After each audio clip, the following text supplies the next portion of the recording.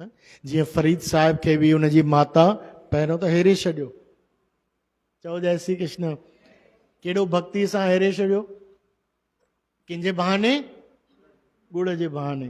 पर उहो ॿारु बिल्कुलु जंहिं महिल लॻी वियो उनखे रंग भक्तीअ जो उहो चस्को लॻी वियुसि ऐं भॻवान जी बंदगीअ में जंहिं महिल मन लीन थी वियो, सुरत हुनजी चढ़ी वई, त ओॾी महिल त उहो चए अरे सभे वस्तु मीठी आहे पर रब न पुॼण तुध।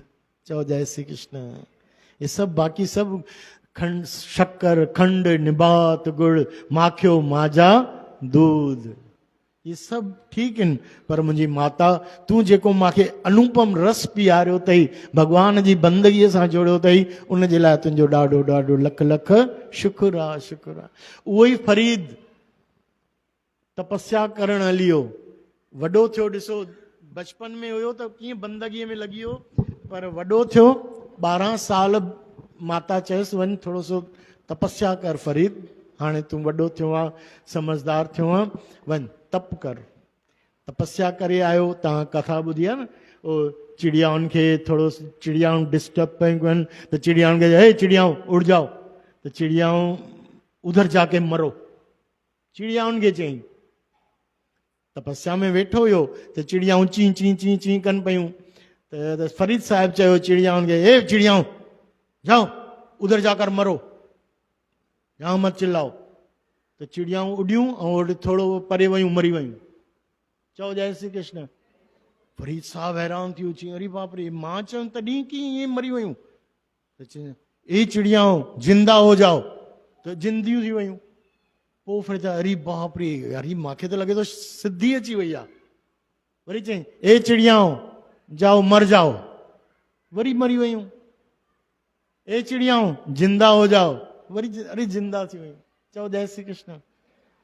त जंहिं महिल घर आयो हुयो प्यारी साध संगत जी, थोरो अहंकार में अची वियो, थोरे से सिद्धीअ में बि। चओ जय श्री कृष्ण। उनजी माता ईअं कंघी पई कढे, चओ राम। फरीद त कंघी जटाऊं थी वयूं, उनखे जटायूं थियूं त जटायूं खोले खोले करे चईसि फरीद छा खाईंदो हुई हुते? चईसि माता मां त ईअं फल खाईंदुमि, तपस्या कंदुमि त पत्ता वत्ता मिठा पान जा पत्ता खाईंदुमि ऐं फल फ्रूट खाईंदुमि बसि। चईसि अच्छा पतियूं तोड़े करे? हा फल तोड़े करे। चईसि अरे माता थोरो ठीक सां वार ठीक सां कंघी कर। चओ जय श्री कृष्ण। त चईसि तोखे जीअं सूर थो थिए तीअं वणनि खे बि सूर थींदो आहे, जीअं तोखे सूर थो थिए तीअं वणनि खे बि सूर थींदो आहे। त प्यारा भक्ति बि करें त सभिनी जो ख्यालु कर, हुन चिड़ियाउनि खे बि त थींदी हूंदी तकलीफ़। चओ जय श्री कृष्ण। उन्हनि सां त खेॾे पियो तूं भई, यानी जाओ चिड़ियाऊं मर जाओ, जाओ जिंदा हो जाओ, इहो छा आहे? चओ जय श्री कृष्ण।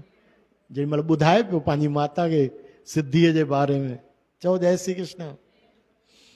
चवंदा आहिनि माता हुनखे मोकिलियो, चई अञा तोखे गुरू न मिलियो आहे, पूरन गुरू, वञ कहिड़े गुरूअ ॾे वञ। ॿुधाईंसि हिकिड़ी एड्रेस, त गुरू जेको हुयो हुनजो सिद्ध बढ़िया पहुतल गुरू हुयो, पीर फ़कीर। त उहो वेठो हुयो हिकिड़े वण जे हेठां, पतझड़ जो मौसम हुयो, वण जा जेके पत्ता जे हाणे जेको ईंदो आहे न राखीअ होलीअ जे मौसम में उहो पत्ता झड़ंदा आहिनि, त पतझड़ जो मौसम हुयो, पत्ता सभु झड़ी विया। उनजो गुरू वेठो अखियूं बंदि करे ऐं करे पियो नाम जप, उस पई अचेसि पूरी उनजे मथां। फरीद साहब पहुतो, ॾिठई अरे मुंहिंजो हे हिनखे गुरू कयां, हे पाण तपस्या में वेठो आहे ऐं हेॾी गर्मीअ में थोरो कहिड़े सुठे वण जे हेठां बि नथो वेहे कुझु ईअं। चलो ठीकु आहे, हिनखे बि मां पंहिंजी थोरी सिद्धि थो ॾेखारियां। चओ जय श्री कृष्ण। फरीद साहिब अख जो इशारो कयो वण खे ऐं चयो, वण खे इशारो कयो, हथ फेरायो त उहो सॼो वण पतनि सां हरियो भरियो थी वियो। चओ राम। संत हेठि वेठा हुया, उस जो अचे पई, अचानक छांव थी वई, थधी थधी वण जी हवा लॻण लॻी। संत अखियूं खोलियूं, चई अरे कमाल आहे, एॾो जल्दी वण में पता अची विया। त ॾिठो अच्छा हे साम्हूं फरीद थो अचे, संत बि ॾेखारियो, अच्छा बेटा मूंखे गुरू करण आयो आहे ऐं पंहिंजे साम्हूं पंहिंजो तूं पाण गुरू ठही वियो आहे, मूंखे तो चेलो सम्झे? हाँ, चेला नहीं कोई गुरु ही मिला है। चओ जय श्री कृष्ण। त संत भी कयो ॾेखारियो कमाल उनखे फरीद साहिब खे। फरीद ॾिसे तो उन वण खे, संत भी वण खे ॾिठो ऐं संत इशारो कयो, सभु पता गायब। वरी सद पूरो पतझड़ थी वियो पूरो। चओ जय श्री कृष्ण। सभु पता झड़ी विया। वरी उस लॻी वई, छी कमाल आहे, कयो त हुयो मां शायदि जादू। फरीद सोचण लॻो अरे वरी तो करे छॾियां, उन में छा आहे? वरी अच्छा वरी पोइ चई अरे न न न मुंहिंजा मालिक साईं, मुंहिंजा साईं। उहो सम्झी वियो कि न हे पूरन गुरू आहे। चईसि अरे ओ पागल, सभिनी खे उहे चिड़ियाऊं सम्झे थो या पियो? चओ राम। उन संत चईंसि ओ पागल, तू छा सभिनी खे या उहे चिड़ियाऊं तो समझे या कि भाई यानी वो जीअं तुंहिंजे चवण सां बसि चिड़िया उड़ंदी ऐं यहाँ जाके मर जाओ, वरी उते मरी वेंदियूं, वरी तूं चवंदा आहिनि जिंदे हो जाओ त जिंदियूं थींदियूं सभिनी। तोखे तोखां वधीक तुंहिंजो गुरू थियण वारो आहियां त तोखां वधीक अकुल आहे, तोखां वधीक सिद्धियूं आहिनि। हाँ, असां वेठा आहियूं मालिक जी उनजे मौज में, असांखे ख़बर नथी पए कि मथे छांव आहे कि कोन्हे।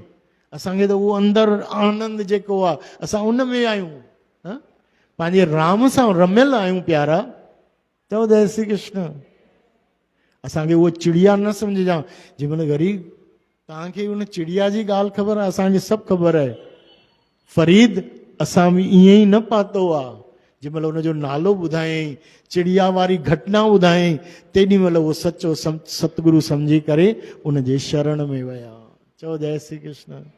ऐं कथा अञा सुठी आहे, ॾाढी बढ़िया आहे फरीद साहिब जी। कि फरीद साहिब उनखे सनानु कराईंदा हुया पंहिंजे गुरू खे। तव्हांखे पोइ वरी कॾहिं ॿुधाईंदासीं। जो हिकिड़ी वेश्या खां अखि बि वठी करे ऐं उन लॻाए ॾिनी आहे, है न। कथा बि ॿुधी हूंदव तव्हां। बोलो वृंदावन बिहारी लाल की।